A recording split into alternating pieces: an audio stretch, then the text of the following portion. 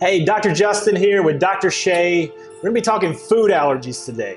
A lot of people are asking, why do I need to get my food allergies tested and what are food allergies? Because a lot of people are saying, hey, I've had allergy testing done before, but if you've had allergy testing, most likely you've had IgE tested. So Dr. Shay, what is IgE? So IgE, great question by the way.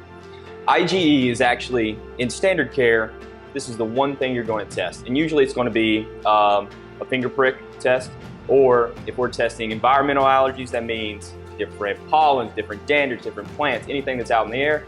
A lot of people sometimes have went and got the injections into their skin. So you get a lot of dots and then you get that response in the skin of swelling. So that's what we call IgE responses. They're actually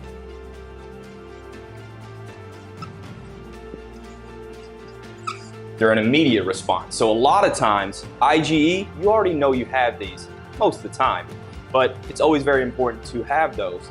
The thing is, IgE is just standard care. That's just only thing they actually end up testing when we actually have a lot more. The I in IgA actually stands for immunoglobulins, and you actually have more than just one.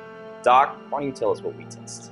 Yeah, so we still test the IgE because it is important, but we also want to look at the IgG because the IgG doesn't show up immediately. IgE can have a delayed response.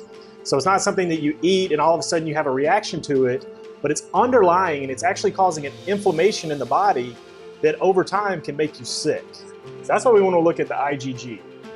Definitely. And here's what's very important about IgG too.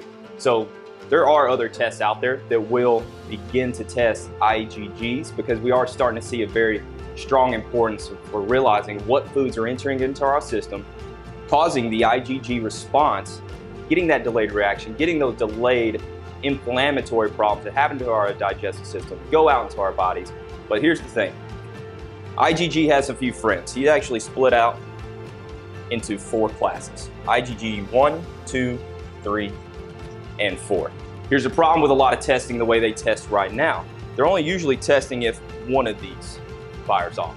In our testing, with the relationships we have at our labs, we are way more accurate, way more pristine, and that's why our labs are elevated. You have to test positive for all 4 of those before you actually get the response, get our level of testing that we think is important for you.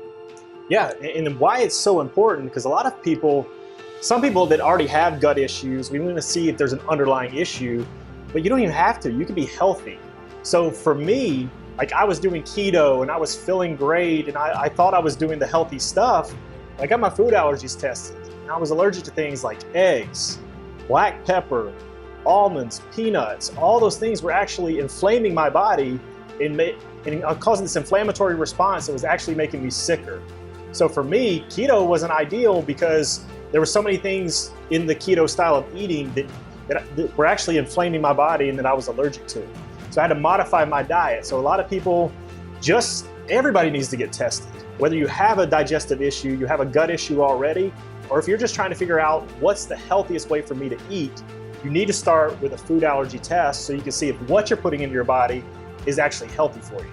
We actually had a patient who came in and had severe hives all over her body. And she wanted to lose weight, so she started eating right, doing the right things she thought, but then we actually had her food allergies tested. And it came back and she was highly allergic to romaine lettuce. And because she was trying to lose weight, that's one of the main things she was eating, was salads all the time.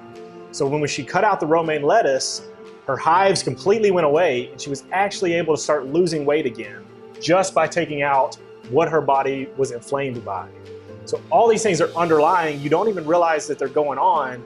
You need to get them tested to see what you're eating. Is it actually causing an inflammatory response in your body, or is it actually making you healthier? So actually, that's a really great story, Doc. So if you're out there and you want to get tested, you want to really figure out what's happening in your diet, in your lifestyle that is causing these delayed responses that you don't actually know about, come into the office, let's get tested, stop guessing, let's test.